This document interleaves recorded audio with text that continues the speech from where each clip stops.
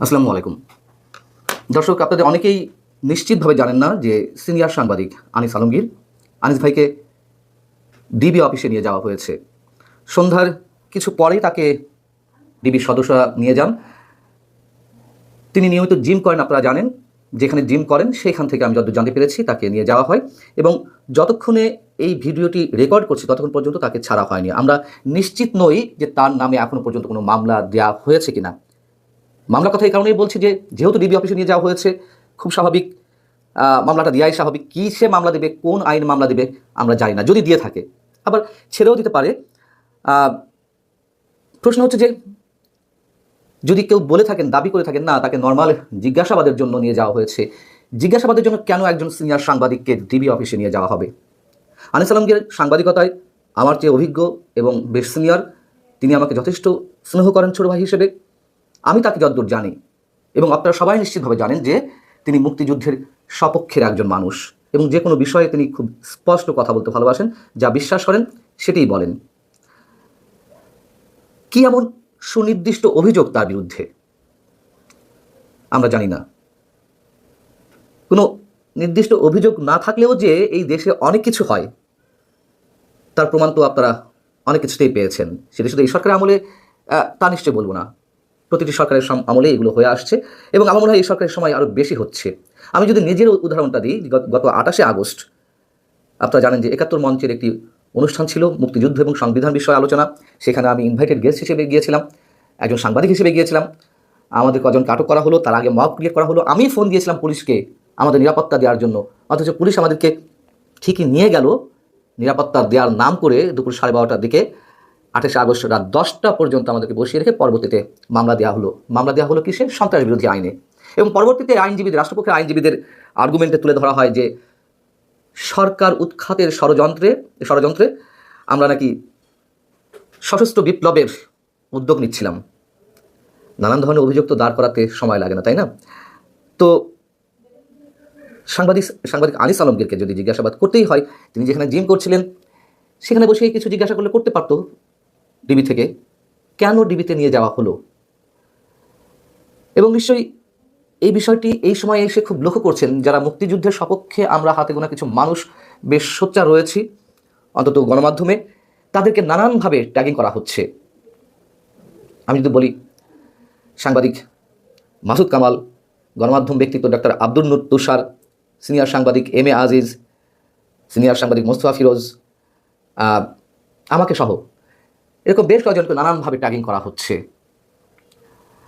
এবং বিশেষ করে মাসুদ কামাল, আনিস আলমগীর, আব্দুল নূর তুষার, এম এ আজিজ, আমাকে ফ্যাসিবাদের দোষর হিসেবে উল্লেখ করা হচ্ছে। এর আগে কালচারাল ফ্যাসিস্ট হিসেবে উল্লেখ করা হয়েছে, তার আগে ফ্যাসিস্টের দোষর উল্লেখ করা হয়েছে, পরবর্তীতে আমাকে তো দেশের অন্যতম শীর্ষ সন্ত্রাসী বানানো হলো।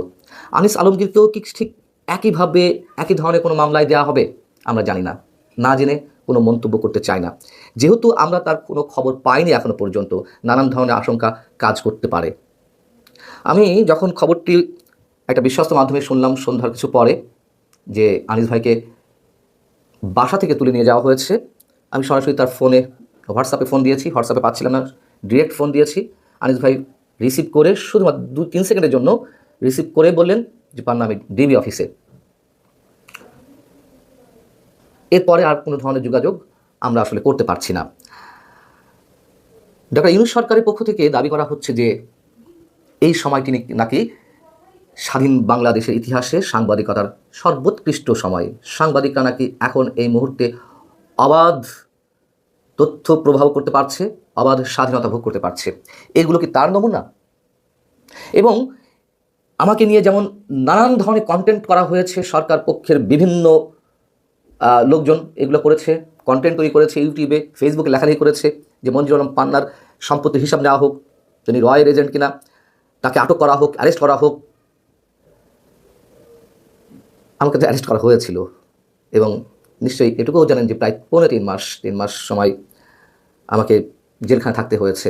ঠিক একইভাবে মাসুদ কামাল, আনিস আলমগীর, আব্দুল নূর তুষার, এম এ আজিজ, মাহবুব কামাল, তাদের বিরুদ্ধে এক শ্রেণী মানুষ এইভাবে বলাবলি করছেন, নানানভাবে দাবি তুলছেন যে তাদেরকে অ্যারেস্ট করা হোক, তাদের কাছ থেকে সম্পত্তির হিসাব নেওয়া হোক, তারা রয়ের এজেন্ট। কী শুরু হয়েছে এগুলা? কতদিন চলবে? ঠিক আওয়ামী লীগের সময়ও আমাদের কিছু মানুষকে, কিছু সাংবাদিককে এভাবে ট্যাগিং করা হয়েছিল বিএনপি জামাতের দালাল হিসেবে, এবং সেই কাজটি এখন বেড়েছে আরও কয়েক গুণ মাত্রায়। ইতিহাসের সর্বোৎকৃষ্ট সময় নাকি এখন সাংবাদিকদের জন্য। আওয়ামী লীগ তো দলীয় সরকার ছিল। আমি এই কারণে বারবার বলার চেষ্টা করছি যে আওয়ামী লীগের চেয়ে কয়েক গুণ মাত্রা এই মুহূর্তে বেড়ে গেছে। তখন অন্তত এরকম দাবি তোলা হয়নি বিভিন্ন কন্টেন্ট ক্রিয়েট করার মাধ্যমে কিংবা ফেসবুকে লেখালেখির মাধ্যমে যে আমাদেরকে আটক করা হোক, আমাদের সম্পত্তির হিসাব নেওয়া হোক। এমনকি মবের ভয়ও দেখানো হচ্ছে। মজার কথা হচ্ছে, যারা মবকে প্রশ্রয় দিয়েছেন, যারা মবকে এইভাবে অভিহিত করার চেষ্টা করেছেন যেগুলো মব নয়, এগুলো আওয়ামী লীগ সরকারের সময় মানুষের পুঞ্জীভূত ক্ষোভের বহিঃপ্রকাশ, তাদের অনেকে আবার এখন মবের শিকার হচ্ছে। এই উদাহরণটি বাস্তব। এই উদাহরণটি এ কারণেই দিলাম যে আমরা যে যতটুকু করব প্রকৃতি ঠিক ততটুকুই ফিরিয়ে দেয়। এবং এই কথা তো সত্য যে যুগে যুগে সাংবাদিকদের উপর নির্যাতন করে অথবা সাধারণ মানুষের উপরে জুলুম চালিয়ে, নির্যাতন চালিয়ে কোনো সরকার তো রক্ষা পায়নি। প্রত্যেককেই তার পাওনাটা বুঝে নিতে হয়েছে। আর সবচেয়ে বড় প্রশ্ন, এই সরকার তো আর 2 মাস 2.5 মাস আছে, তাই না? প্রশ্নটা হচ্ছে এই যে সত্যি সত্যিই যদি নির্বাচন আগামী 12ই ফেব্রুয়ারিতে অনুষ্ঠিত হয়ে থাকে, তাহলে সরকার এতটা অ্যাগ্রেসিভ হবে কেন? সরকারের প্রশাসন এতটা আক্রমণাত্মক হবে কেন সাংবাদিকদের উপরে? তাদের তো এটুকু মনে করা উচিত যে আমরা ভাই মানে একটু সহজ সরলভাবে একটু শান্তিপ্রিয় পরিবেশ নিশ্চিত করার মাধ্যমে একটা নির্বাচন দিয়ে চলে যাই। সমালোচনা তো সবাই করতেই পারে, সমালোচনা করুক, আমরা শুনলাম না। যেটুকু গঠনমূলক সমালোচনা সেটুকু আমরা কানে নিলাম। কিন্তু এই ধরনের রাষ্ট্রীয় খড়গ, রাষ্ট্রযন্ত্রের খড়গ কেন নেমে আসবে সাংবাদিকদের উপরে? আমরা আশা করছি সাংবাদিক আনিস আলমগীরকে খুব সহজেই ছেড়ে দেওয়া হবে। ভালো থাকুন। আল্লাহ হাফেজ।